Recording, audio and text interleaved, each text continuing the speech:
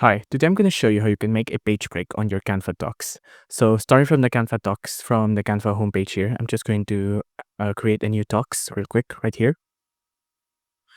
And I'm just going to, you can either start writing or you can apply this with any other docs you already have, but you just have to press the plus button here, or you can click type slash as well.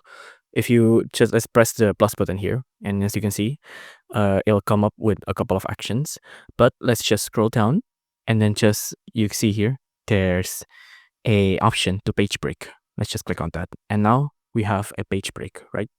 You saw also earlier there's a shortcut for it called Control Enter. So if I press Control Enter here, it'll page break right there.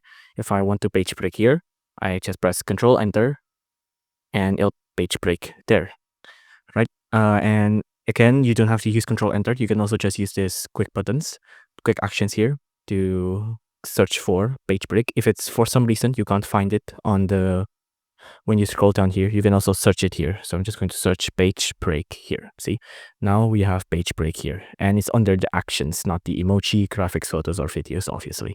Again, page break, just like this, and you're done.